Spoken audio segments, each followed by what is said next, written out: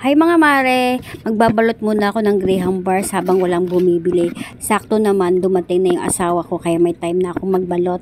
For today's video ay strawberry flavor ang ibabalot ko. By the way mga mare, malinis po yung mga kamay ko, nag-sanitize po ako. Meron kasi nagtanong sa akin kung paano ko daw ba binabalot yung aking mga Graham bars. At ayan na nga, ipapakita ko na kung paano ako magbalot.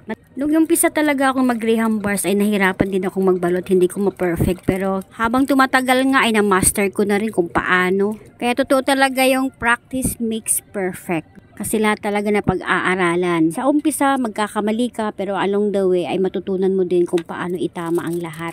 Parang may hugot ako. After ko ibalot yung aking Graham bars, ay nilalagyan ko ng sticker. Dito ko lang din sa online to nabili mga mare. Syempre, strawberry flavor ang ating ilalagay. Marami din silang mga flavors na available mga mare. Ganito naman ako magbalot pagdating sa Graham minis. Ang kagandahan mga mare, may mga ganitong packaging na available sa market na madaling gamitin. Bukod sa easy to use, ay saktong-sakto lang talaga to sa Graham bar minis. Ang size pala niyan ay 10 by 10 cm. Ang cute din ng design niya mga mare, kaya aliw na aliw yung mga tumer. At kahit nga maulan ngayon ay mabenta pa rin yung aking Graham bars at nauubos talaga siya mga mare.